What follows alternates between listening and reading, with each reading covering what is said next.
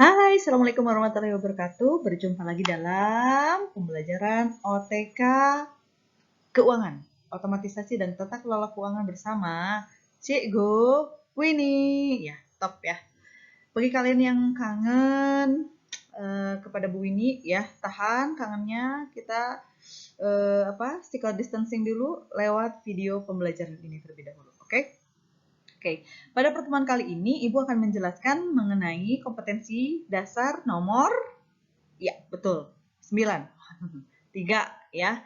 Mengenai apa? Mengenai anggaran atau penyusunan anggaran pendapatan belanja. Oke, next ya. Next. Bu, kenapa kacamatanya di atas? Ibu matanya di atas. Ya, biasa ini mah aksesoris aja, guys. Oke. Anggaran. Saya mulai ya. Anggaran. Apa sih anggaran? Oke, betul. Pasti hubungannya dengan duit, uang gitu ya. Berhubungan dengan uang yang namanya anggaran. Lalu harus selalu ada kalkulator kah? Betul. Harus ada ballpoint? Betul. Harus ada angka? Pasti. Artinya harus dikalkulasikan atau bentuknya uang harus dihitung. Lanjut ke, nah ini yang paling bahaya. Tutupin deh sama saya di atasnya. Bahwa anggaran itu kenapa harus dihitung? Kenapa harus dicatat? Karena sangat erat sekali kaitannya dengan korupsi.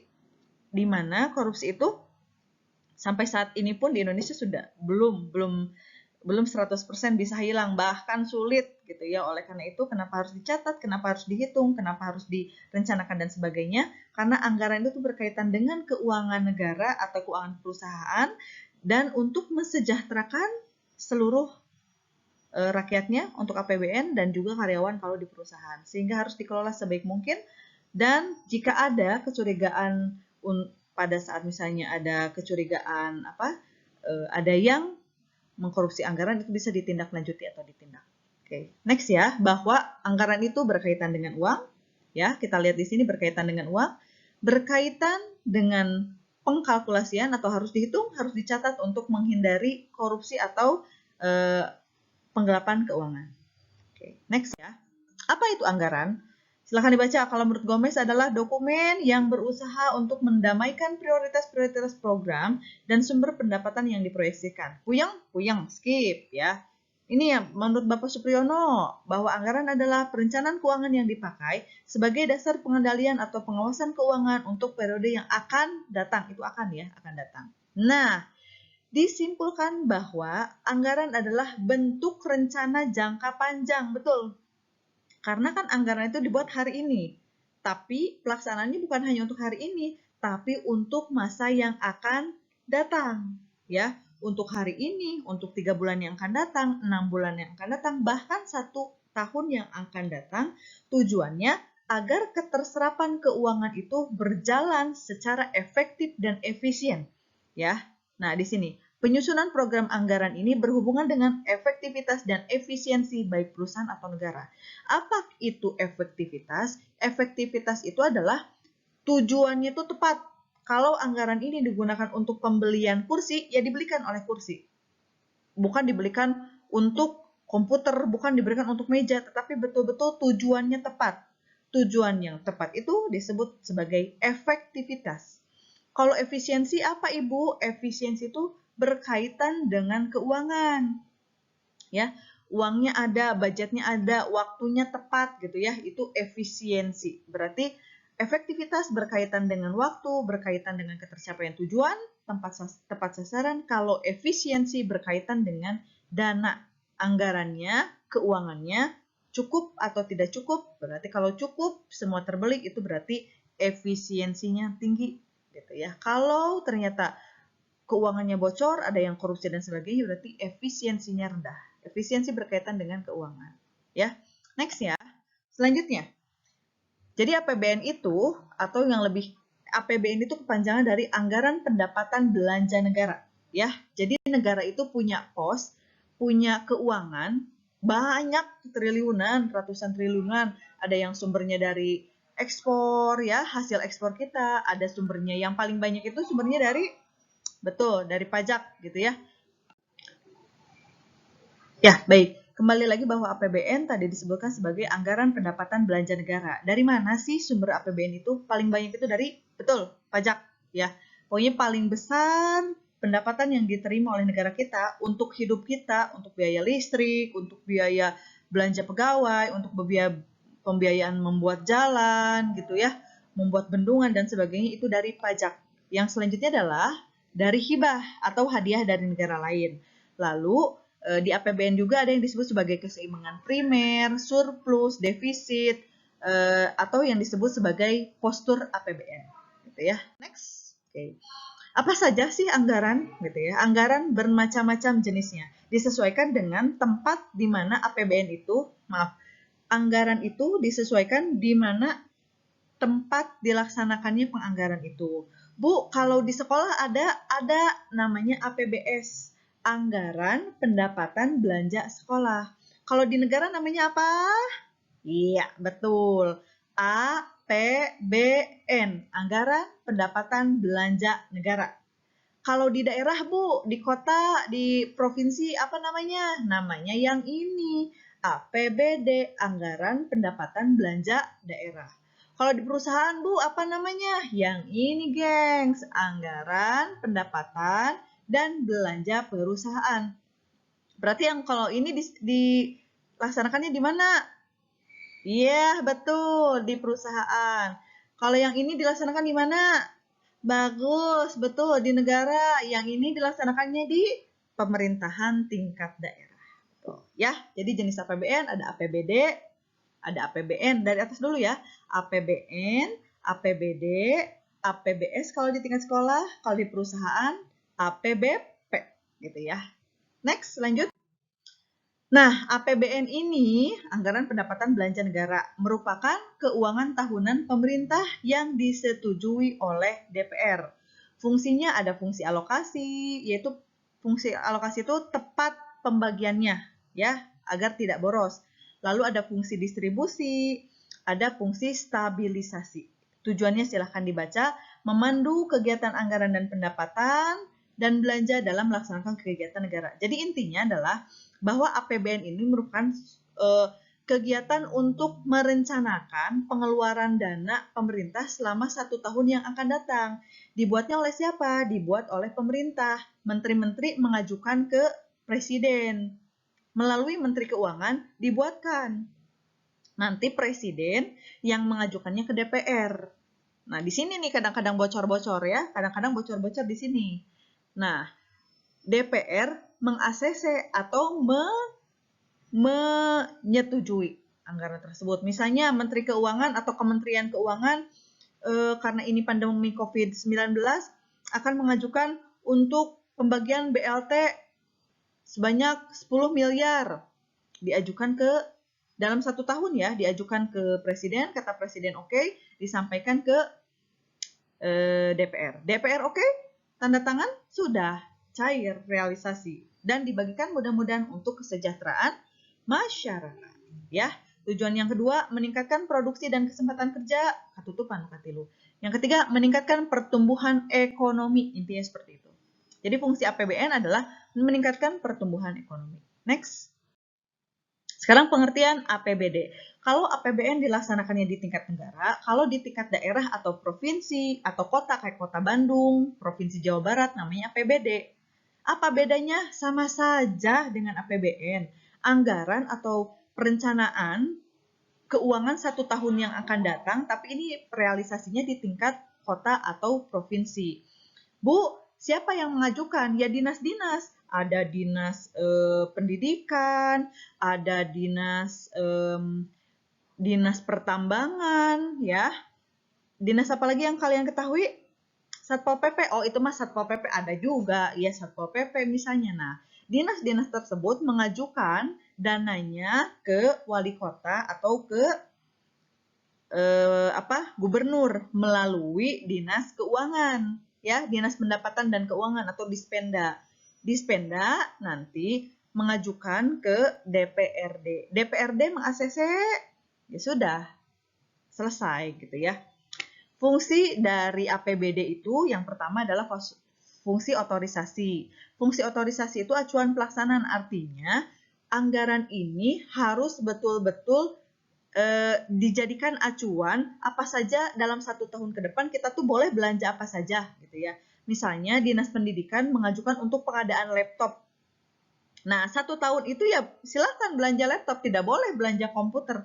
Artinya yang tidak diajukan di anggaran ya tidak boleh dibeli. Jadi APBD ini menjadi acuan pelaksanaan pembelanjaan. Fungsi yang kedua adalah fungsi perencanaan. Di samping APBD ini sebagai acuan pelaksanaan, juga sebagai pedoman kegiatan. Kalau misalnya sudah kegiatan pembelian laptop, selanjutnya adalah kegiatan untuk pembinaan siswa untuk anti narkoba, misalnya teh, say no to drugs, misalnya teh. Nah, itu ada anggarannya. Nah, itu harus sesuai antara perencanaan dan pelaksanaan. Nomor 1 misalnya tadi belanja laptop, nomor 2 untuk kegiatan sosialisasi anti narkoba, ketiganya apa? Itu bersumbernya dari APBD yang sudah dibuat di awal tahun. Selanjutnya fungsi pengawasan. Ini penting karena APBD seringkali bocor, seringkali mungkin ada indikasi korupsi dan sebagainya. Hati-hati ya. Nah, oleh karena itu fungsi APBD itu sendiri sebagai pengawasan dilihat oleh pihak lain gitu ya. Misalnya Dinas Pendidikan diperiksa oleh inspektorat. Diperiksanya apanya? Ya APBD-nya dan juga realnya mana, notos di PSRT mana yang sudah dibeli, laptopnya mana, kegiatannya mana. Nah, ini salah satu fungsi dari APBD. Selanjutnya adalah fungsi alokasi, terakhir adalah fungsi distribusi. Fungsi distribusi ini penting karena APBD itu harus tepat sasaran. Jangan sampai yang harus menerimanya si A, tapi tercatatnya yang menerimanya si A, tapi ternyata belok ke si B. Itu tidak boleh. Sehingga APBD ini terdapat fungsi distribusi, yaitu fungsi agar realisasi dananya di sini tepat sasaran. Ya, oke. Next ya, lanjut. Dasar hukum, oke, ini dasar hukum silakan dibaca saja ya, tidak akan saya jelaskan karena yang namanya dasar hukum pasti akan berubah-ubah setiap waktunya. Ini FYI aja, for your information. Lanjut, prinsip penyusunan APBN, silakan dibaca. Ya, Bu, tidak paham. Yang pertama adalah prinsip penyusunan berdasarkan aspek pendapatan. Jadi, artinya prinsip penyusunan APBN itu jangan sampai lebih besar pasak daripada tiang. Pendapatannya 1 triliun, pengeluarannya 50 triliun. Itu tidak wajar. Sehingga A, kita harus mengidentifikasi penerimaan dari sektor anggaran dan jumlah serta keterangan penyetor. Diidentifikasi dulu kita tuh kira-kira punya uang berapa, daerah tuh punya uang berapa, negara punya uang berapa. Jangan sampai terlalu banyak utang. Betul, prinsip APBN idealnya seperti itu ya. Tapi Bu, kalau urgent Indonesia banyak utang, kan kita lagi masa pandemi, urgent gitu ya. Jadi ya nggak apa-apa, tapi dihitung juga apakah kita mampu membayarnya atau tidak. Mudah-mudahan pemerintah sangat bijak untuk memikirkan hal tersebut gitu ya. Prinsip yang kedua adalah mengintensifkan. Intensif teh naon sih? Istilahnya itu intensif itu mengukur secara ketat ya penagihan piutang. Jadi diperiksa satu-satu piutang atau utang-utang yang orang lain pinjam dari kita, itu silahkan ditagih gitu ya. Dikumpulkan sebaik mungkin sehingga sumber pendapatan daerah, sumber pendapatan negara itu betul-betul ada real. Jangan hanya uang di luar saja banyak, tapi ternyata pemasukannya tidak ada. Ya. Selanjutnya adalah prinsip penyusunan berdasarkan aspek pengeluaran. Nah, kalau tadi kan dilihat pendapatannya itu dari mana saja, dari anggaran, dari penyetoran, dari piutang. Nah, kalau dari aspek pengeluaran itu harus 1, efektif dan efisien. 2, terarah dan terkendali. 3, penggunaannya harus semaksimal mungkin. Produk-produk dalam negeri yang diperhatikan kemampuannya. Artinya adalah jadi boleh kita mengeluarkan dana, pemerintah wajib mengeluarkan dana untuk kesejahteraan rakyatnya. Tapi mohon dilihat apakah itu efektif dan efisien, gitu ya. Misal contoh kayak gini, pemerintah akan membeli pesawat Hercules dari Rusia misalnya tuh. Dilihat oleh Menteri Pertahanan, oh butuh, tapi dilihat oleh Menteri Keuangan, oh mohon maaf, karena kita sedang pandemi COVID, jadi dialihkan dananya. Tampaknya ini dari aspek pengeluaran kurang efektif dan efisien juga. Kenapa tidak beli yang produk dalam negeri saja kalau memang harus beli? Beli saja yang PT Pindad atau beli saja yang dengan produk dalam negeri, mungkin seperti itu. Nah, hal-hal tersebut menjadi prinsip utama jadi dari aspek pengeluaran, sehingga kita tidak terlalu mengandalkan impor daripada penggunaan produk sendiri. Jadi harus menekankan penggunaan produk sendiri. Karena bagus kalau produk sendiri dibeli kan tidak ada pajak, lalu menambah devisa negara atau pendapatan negara. Ya, next.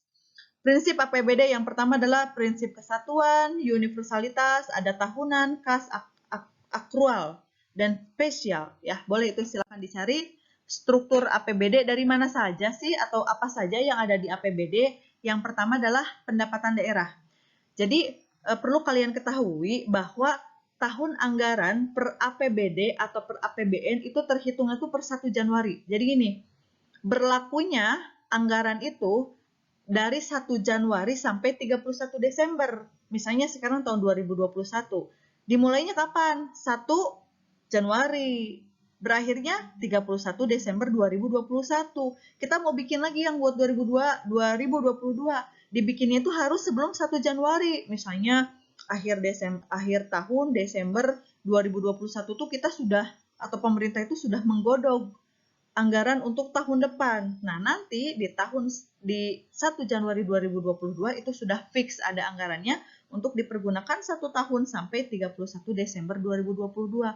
Bu, boleh ada perubahan? Boleh sih biasanya. Cuman mungkin ya namanya juga anggaran bentuknya besar, biasanya birokrasinya lebih kompleks gitu ya, agak sulit gitu ya. Tapi kalau untuk yang urgent, misalnya ada musibah gitu ya, seperti pandemi seperti ini, tampaknya akan lebih mudah lagi birokrasinya. Di samping ada pendapatan daerah, dalam APBD atau APBN juga ada belanja daerah. Apa sih belanja daerah? Ya kayak kita kalau misalnya per bulan kan ada belanjanya, mungkin ada belanja rinso, ada pengeluaran untuk wifi, ada pengeluaran untuk listrik, sama pemerintah juga gitu ya, ada belanjanya. Paling besar belanja apa, Bu? Ya banyak, salah satunya adalah belanja pegawai atau untuk menggaji para PNS. Ya, jadi enak kalau jadi PNS mah gajinya dari pemerintah. Kalau swasta ya dari swastanya sendiri, gitu ya. Selanjutnya adalah pembiayaan daerah. Jadi ada sekitar berapa persen sedikit sebetulnya pemerintah juga memberikan dananya ke pemerintahan daerah. Tapi kalau sekarang persentasenya sedikit karena sudah namanya otonomi daerah, artinya daerah kan punya pendapatan sendiri gitu. Sok diolah aja, pemerintah mah cuma nyumbang sedikit aja gitu, guys. Ya, oke, next ya. Asas-asas penyusunan APBN dan APBD. 1. Harus mandiri. 2. Harus hemat. Yang ketiga, penajaman prioritas pembangunan. Jadi jangan sampai kegiatan yang tertera di anggaran itu, yang ada di APBN, APBD, itu lebih sifatnya personal. Misalnya seperti ini. Kementerian Keuangan menganggarkan untuk kegiatan refreshing para karyawan, karyawati ke Amerika misalnya itu. Nah, itu biasanya sih harusnya tidak terlalu tajam sehingga jangan sampai dijadikan prioritas. Ada boleh tapi bukan prioritas, gitu ya. Next, anggaran pendapatan belanja perusahaan. Nah, ini kalau di perusahaan namanya APBP. Apa itu APBP? Rencana keuangan tahunan sama tapi dilaksanakannya di perusahaan, gitu ya. Apa sih manfaat APBP? 1. Planning atau perencanaan. Dari awal perusahaan sudah tahu apa saja yang harus dibeli, gitu ya. Sarana-prasarana apa saja, mungkin prasarana apa yang harus dibangun, gitu. Lalu kalau misalnya memang ada rekrutmen pegawai, mau ada pegawai baru, berapa yang direkrutnya, kemampuan perusahaannya berapa untuk menggajinya, itu dalam kegiatan planning atau perencanaan. Yang kedua adalah coordinating. Coordinating itu adalah bahwa anggaran ini merupakan bentuk koordinasi, bentuk kerjasama antara satu divisi dengan divisi yang lain. Divisi keuangan menyampaikan silahkan untuk divisi marketing, lalu divisi SDM misalnya, untuk menyampaikan rancangan anggarannya. Nah, itu kan kolaborasi, artinya ada kerjasama antara berbagai divisi, gitu ya. Manfaat yang lainnya juga pengontrolan, artinya kalau anggaran pendapatan di perusahaan sudah tercatat dengan baik, mudah mengawasinya. Saya bagian keuangan, datang ke bagian marketing. Di sana mungkin tercatat pembelian mobil 200 juta rupiah, tapi tidak ada kwitansinya, tidak ada tanda buktinya. Nah, itu pengontrolan itu yang digunakan. Mana ini kwitansinya, kok tidak ada, dan sebagainya. Itu bisa kalau udah urusannya uang, lalu digelapkan, tidak ada buktinya, wah udah itu. Sikat pokoknya harus ditindaklanjuti karena ini uang perusahaan bukan uang pribadi, ya. Lanjut. Jadi tujuan APBP apa sih? Satu, menghindari pemborosan, betul, karena dari awal sudah direncanakan. Yang kedua, terdapat pedoman untuk penggunaan keuangan, gitu ya.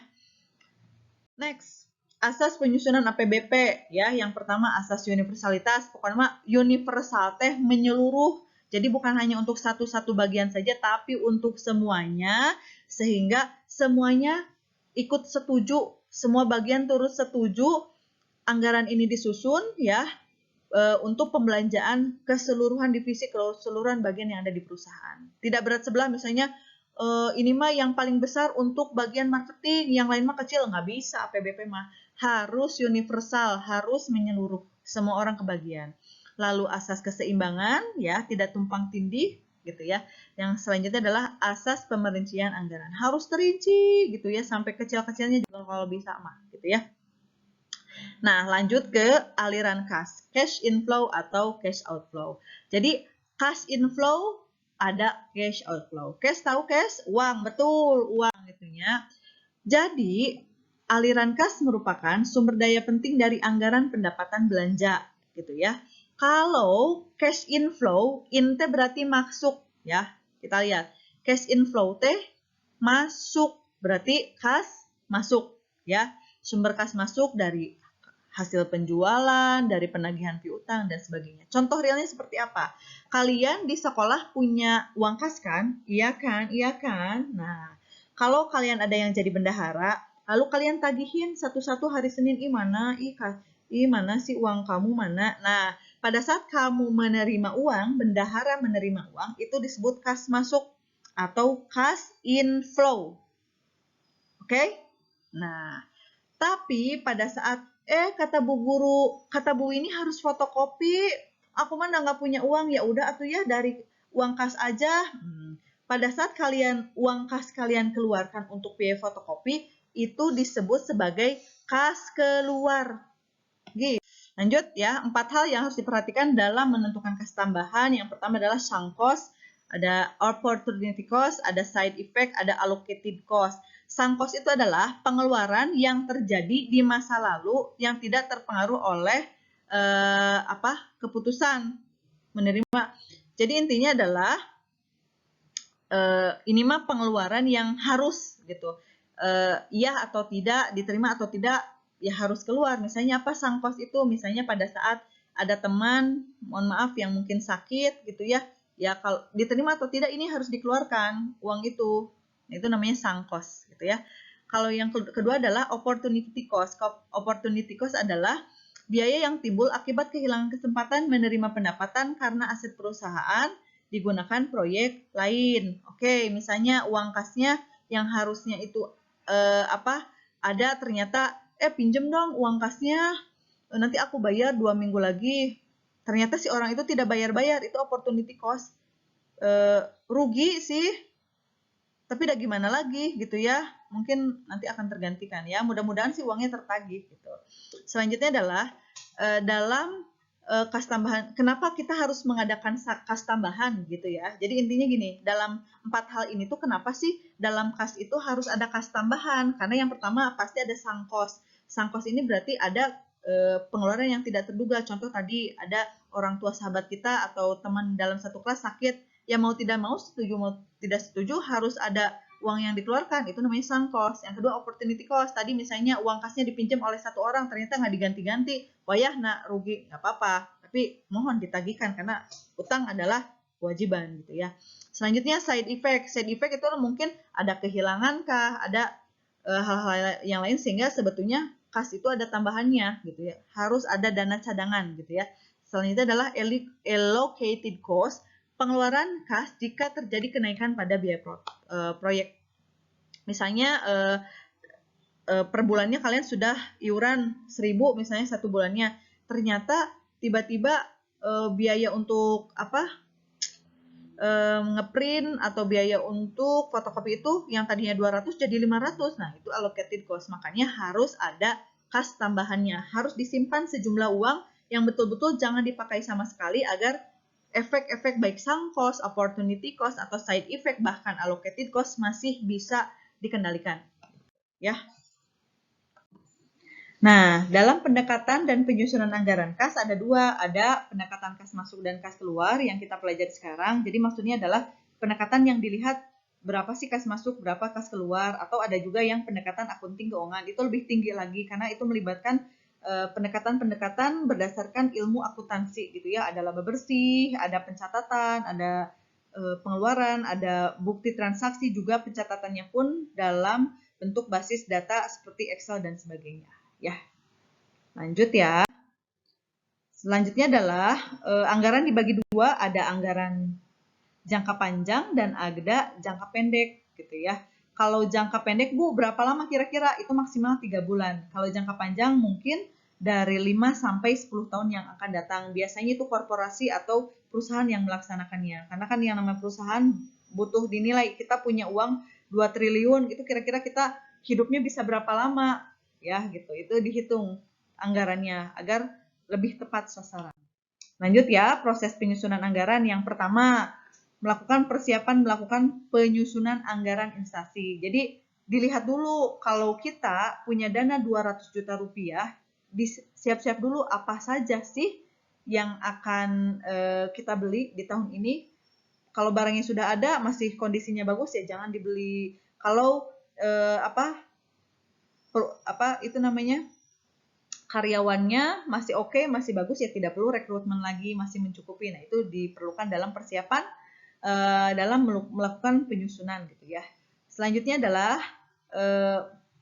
penilaian atau anggaran itu harus memenuhi kompetensi perusahaan, harus fleksibel, harus dapat dipercaya, terjamin gitu ya.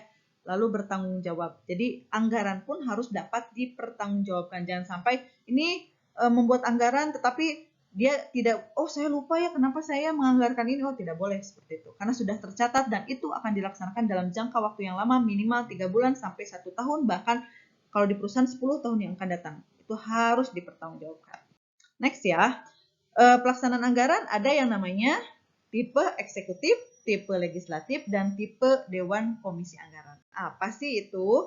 Oke, tipe eksekutif itu sendiri adalah tipe pelaksanaan anggaran yang digunakan oleh badan-badan eksekutif negara atau daerah. Misalnya apa ya, kementerian tadi Kementerian Ketenagakerjaan misalnya mereka berbelanja gitu ya. Lalu Kementerian Keuangan, Kementerian pendidikan dan sebagainya. Kalau legislatif berarti untuk legislator kita gitu ya, DPR, MPR gitu ya. Terakhir adalah tipe Dewan dan Komisi Anggaran yang mereka akan mempertimbangkan bagaimana pelaksanaan penganggaran tersebut ya. Jadi Dewan dan Komisi Anggaran mereka sifatnya lebih mempertimbangkan gitu ya, pengawas gitu. Seperti itu. Baik. Terima kasih ya. Semoga tidak puas sehingga nanti kalian bertanya lagi kepada Ibu.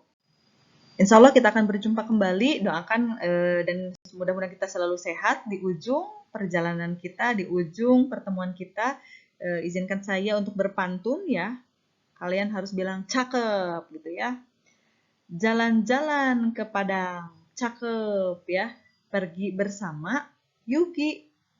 Doakan saya berumur panjang supaya kita berjumpa lagi. Terima kasih ya. Semoga tidak puas sehingga nanti kalian bertanya kepada saya. Saya tutup. Wabillahi taufiq wal hidayah. Wassalamualaikum warahmatullahi wabarakatuh. Dadah.